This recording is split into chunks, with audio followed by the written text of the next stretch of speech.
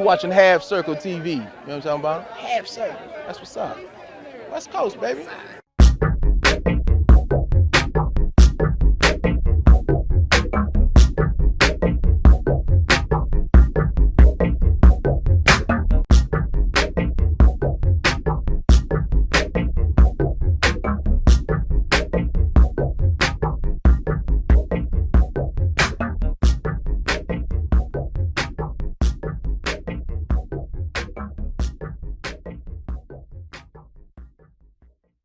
Welcome to Half Circle. I am your host, Jim Uel 180 Johnson, and as you know, you are tuning into the program designed specifically for millionaires, entrepreneurs, rising stars, phenoms, etc. Encouraging all viewers that you do not, I repeat, you do not have to be a flashlight burning in a drawer or a sundial in the shade. Today's show is regarding the state of the Black community. I have with me Miss Mariana Souza, edutainer, community art activist, and performing artist. Thanks for coming. Thank you for having me. No doubt, no doubt. I also have Jermaine Morris, artist management and marketing. Thanks for coming, brother. Thank you. Appreciate it.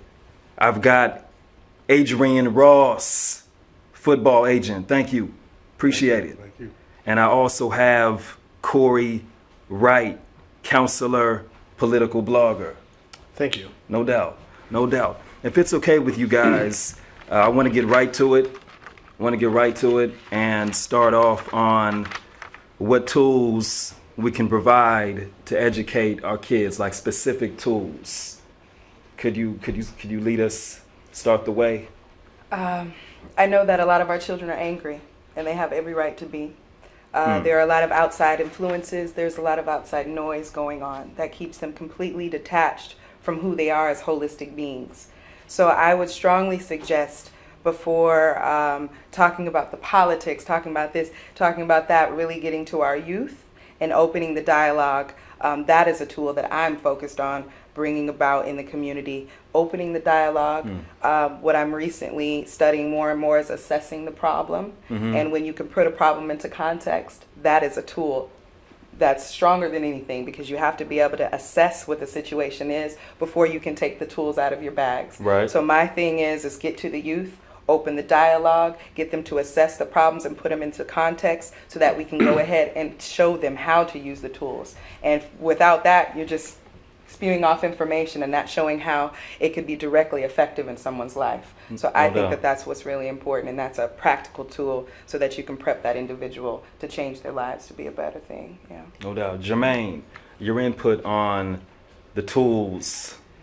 I do agree with the fact that the part you have to assess whatever the problem is.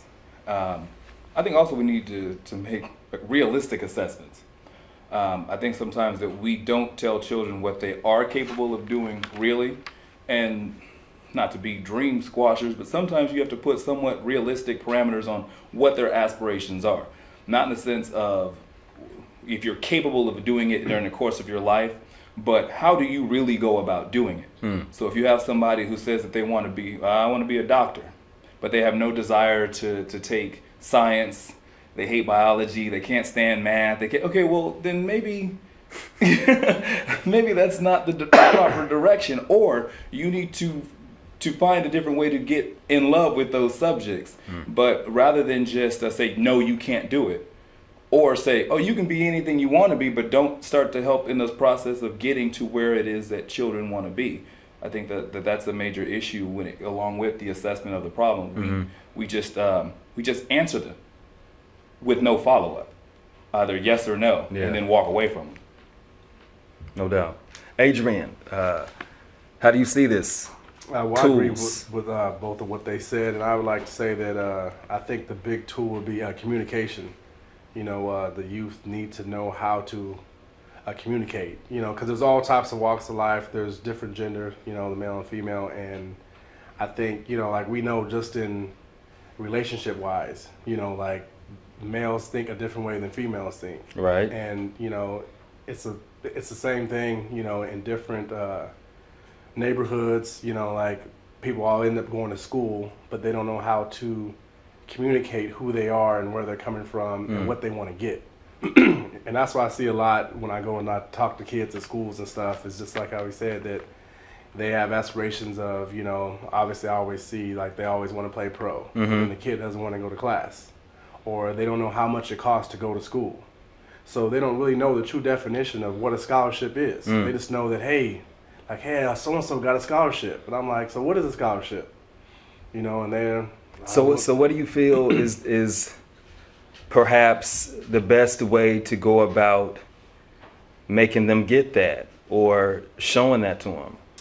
Well, basically the curriculum needs to change with how the world is changing. You know, like I think it's still the same old, you know, same old stuff, math, science and stuff that we used to learn, and not actually giving them the tools to actually apply to their field and actual living. You know, it's just a lot of paper. It's just a lot of paper goals. Like, here, get here, and here's what we have to give you to graduate. And hey, you guys are graduated. And they're not actually, you know, teaching our youth, you know, like the actual true, you know, living and what you have to be able to function. Almost sounds like you're talking about mentorship. That's a big part right there. Would be very helpful. Corey, did I set you up okay with the mentorship thing? I think so. I think a lot of what our children are missing, and like go back to your point, they are angry. I think a lot of them don't have a sense of self, and so where we need to start is developing, teaching in the home or in the schools, going into the school and helping with educating about the history of where they come from. Because in our community, we don't have people teaching us about where we came from, what are our accomplishments, how did we get to where we are today. And so we need to go back to teaching those things. I remember when I grew up, we used to watch videos on the 60s and the civil rights movement and things like that.